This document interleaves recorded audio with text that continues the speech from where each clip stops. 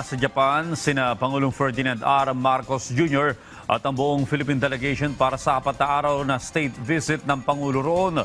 Inaasahang tututok ang pagbisita ng Pangulo sa Japan sa pagpapatatag ng ugnayan ng dalawang bansa, partikular na sa usapin ng depensa at seguridad, kalakalan at pamumuhunan, pati na sa pagsusulong ng kapayapaan at katatagan ng Indo-Pacific region. Ang detalye sa report ni Kenneth Pasyente. Alas 6:30 kagabi oras sa Japan nang dumating sa Haneda Airport sa Tokyo si Pangulong Ferdinand R. Marcos Jr., First Lady Liza Marcos at kabuuan ng Philippine delegation para sa 4 na araw at kauna-unahang state visit ng Pangulo kasunod ng imbitasyon ng Japan government. Tututok ang pagbisita ng Pangulo sa Japan sa pagpapatatag ng ugnayan ng dalawang bansa, partikular na sa usapin ng depensa at seguridad, kalakalan at pamumuhunan, pati na sa pagsusulong ng kapayapaan at katatagan sa Indo-Pacific region.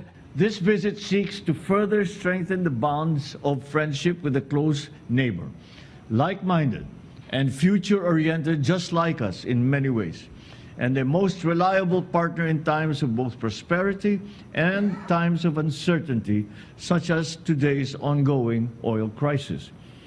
During this trip, I hope to harness the positive trajectory of our relations with Japan in all of our enriching engagements.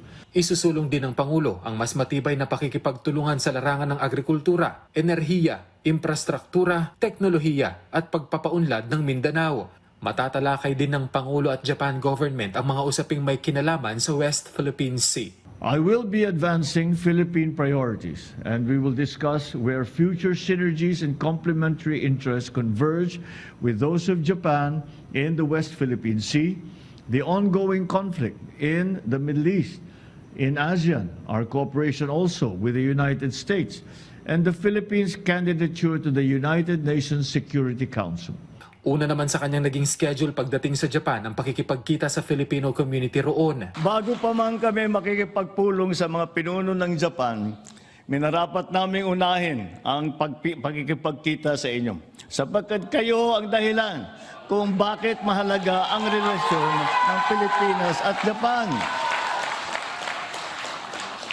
Kayo ang nagbibigay buhay sa ugnayang ito sa gitna nga ng Pilipinas at ng Japan. Napakahalaga para sa amin na ipabatid sa inyo na ang inyong pamahalaan ay walang tigil at walang sawang nagsisikap upang mapangalagaan ang inyong mga karapatan, kapakanan at kaligtasan habang kayo ay naghahanap buhay sa ibayong dagat. Hinimok niya ang mga kabataang Pilipino sa Japan na samantalahin ang mga oportunidad habang ipinagmamalaki ang kanilang pagka-Pilipino. Kasabay ang pagkilala rin sa ambag ng mga nakatatandang Pilipino na nagbigay daan sa tagumpay ng mga susunod na henerasyon sa Japan.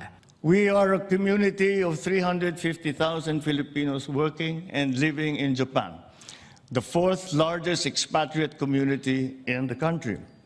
Inaasahan ko na tulad ng mga panahong nagdaan, ang mga Pilipino sa Japan ay mananatiling matagumpay sa kani-kanilang mga napiling larangan. Nagtitiwala ako sa kakayahan ng bawat isa na maging haligi ng inyong mga pamayanan.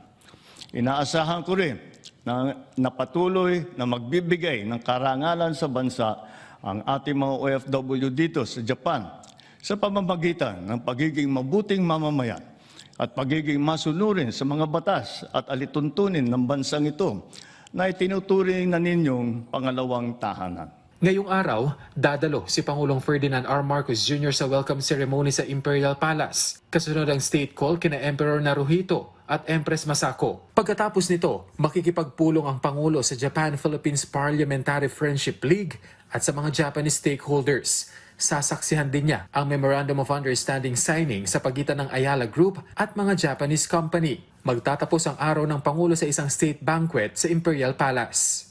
Kenneth Pasyente. Para sa Pambansang TV, sa Bagong Pilipinas.